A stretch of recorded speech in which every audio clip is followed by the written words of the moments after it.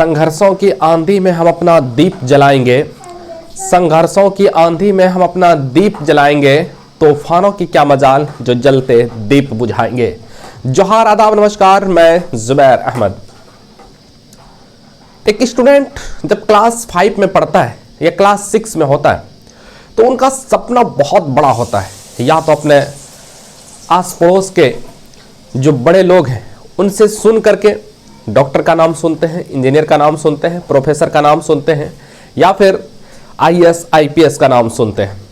ये सब नाम सुनने के बाद उनके भी दिमाग में बात आता है और वो भी सोचने लगते हैं कि शायद ये है क्या चीज़, डॉक्टर क्या चीज़ है और इंजीनियर क्या चीज़ है, कैसे बना जाता है, MBBS डॉक्टर क्या होते हैं, MD डॉक्टर क्या होते हैं, स्पेशलिस्ट डॉक्टर क्या होते हैं, कार्डियोलॉजिस्ट क्या होते हैं। ये सब उसके दिमाग में घूमने लगता है बात। और फिर किसी अंकल से, किसी बड़े, किसी भैया से, पापा से ये पूछते हैं आखिर ये कैसे होता है। तो उन्हें बताया जाता है कि डॉक्टर एग्जाम पास करना पड़ता है, मैट्रिक करोगे, इंटर करोगे, उसके बाद फिर मेडिकल का एग्जामिनेशन होता है, मेडिकल का एग्जाम के बाद तुम जो है ना कर सकोगे। अगर इंट्रेंस एग्जामिनेशन निकालने के बाद तुम डॉक्टर बन जाओगे, फिर इंटर्नशिप निकालोगे, फिर PG की पढ़ाई करके कहीं पर तुम क्लिनिक खोल सकते हो। ये बात उनके दिमाग में बात बैठ जाती है और वहीं से वो उसका फोकस तैयार हो जाता है और वो सोचने लगता है कि मैं डॉक्टर बनूंगा, ऐसे घर बनाऊंगा, ऐसे ये करूंगा। उसके माइंड में सिर्फ पढ़ाई से ज्यादा यही दिमाग में चलता है कि शायद मैं डॉक्टर ऐसे बनूंगा, मैं इंजीनियर ऐसे बनूंगा, मैं प्रोफेसर ऐसे बनूंगा, मैं IAS ऐसे बनूंगा।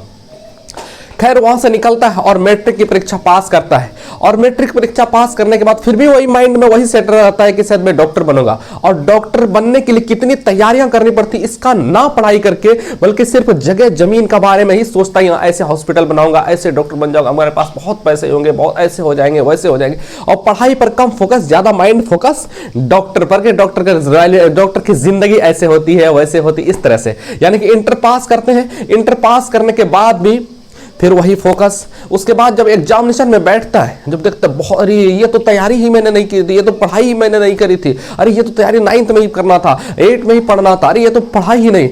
चलो सोच बदल देते हैं। अब वो सोच बदल देता है, अब IAS की तरफ आ जाता है कि मैं IAS बनूंगा, ठीक है।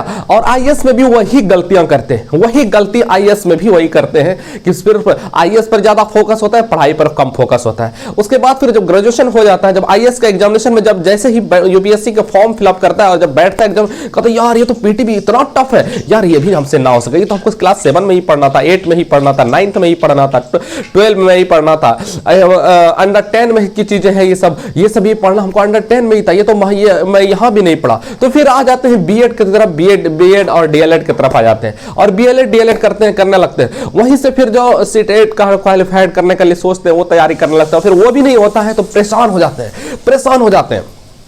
कुल मिलाकर के कहने का मतलब यह है कि जब आपका सोच बड़ा है ना तो कर किया कैसे जाता है, यह चीज आपके लिए जानना बहुत जरूरी है, नहीं तो आप फेलियर कर जाएंगे। 100% आप फेलियर करेंगे। अगर एक अच्छे माँ बाप हैं, आप उनके बच्चों आप अपने बच्चों को सिर्फ यह देखिए कि मेरा बच्चा किस चीज में इंटरेस्टेड है, कौन सा सब्जेक्ट उसको ज्यादा पसंद आ रहा है, आप उसको पढ़ाई के प्रति इंटरेस्ट जगाइए और ऐसे शिक्षक या ऐसे स्कूल में आप पढ़ाइए उनको जिस स्कूल में इंटरेस्ट पढ़ाई के प्रति इंटरेस्ट जागता हो, और वैसे शिक्षक से पढ़ाई कराइए, वैसे शिक्षक के पास पढ़ने के लिए भेजिए जिसका कांसेप्ट अच्छे तरह से क्लियर हो और बच्चे को अच्छी तरह से समझा सके।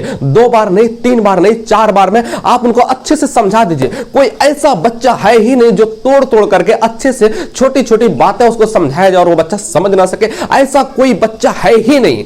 लेकिन चूंकि कांसेप्ट इसका टीचर का भी क्लियर नहीं रहता है तो बच्चे को कैसे पढ़ाएगा। तो एक अच्छे गार्जियन को चिन्हित करना है स्कूल का, और अच्छे चिन्हित करना है अच्छे टीचर का, अच्छे शिक्षक का। उसके बाद अच्छे शिक्षक अगर अच्छे तरीके से पढ़ाई करेंगे तो हर एक चीज क्लियर होगा। फिर उसके बाद जो अंडर 10 की ही मेन पढ़ाई अंडर 10 की होती है, अंडर 10 में अच्छे से पढ़ाई करा करके उसके बाद तब फिर या तो आप जिस दिशा में देना चाहेंगे उस दिशा में आप ले जा सकते हैं। गार्जियन को, माता पिता को सबसे पहली बात क्या करना है कि अब बच्चे को देखना है कि उसका इंटरेस्ट किस चीज में है। उसके बाद पढ़ाई के प्रति उसका सब्जेक्ट चेक करना है कि सब्जेक्ट में कितना क्या है, नहीं है, ये सारी चीजें। उसके बाद स्कूल में क्या आज पढ़ करके आया और क्या कल पढ़ करके आएगा, क्या होमवर्क मिला है, ये सारी चेक करना है उसको। देखिए, एक नेता थोड़ा ही देर के लिए प्रोग्राम में आते हैं, लेकिन सजाने के लिए, उसके डेकोरेशन के लिए बहुत मेहनत करनी पड़ती है, बहुत मेहनत करनी पड़ती है। शादी एक दिन ही होती है, लेकिन उसको महीनों तैयार करने में जो है ना महीनों लग जाते हैं, तब जाकर के उसकी तैयारी होती है, तब जाकर के उसकी शादी हो पाती है। उसी तरह से एक बच्चे को आईएएस बनाना चाहते हैं, बच्चे को आईपीएस बनाना चाहते हैं, तो सबसे पहले आईएएस आपको बनना पड़ेगा। आईएएस बनने का मतलब नहीं कि आप यूपीएससी निकाले, आप कम भी पढ़े लिखे हैं चलेगा, कोई बात नहीं, लेकिन उस विद्यार्थी के साथ लगे रहिए। कहीं मेरा बेटा भटक तो नहीं रहा, मेरी बेटी भटक तो नहीं रही, मेरी बेटी दिशा से दूसरी तरफ तो नहीं जा रहा। ये चीजें आपको खुद मेंटेन करना होगा, तब तक करना होगा जब तक कि आप सक्सेस नहीं कर जाते, आप तक सफल नहीं कर जाते। ये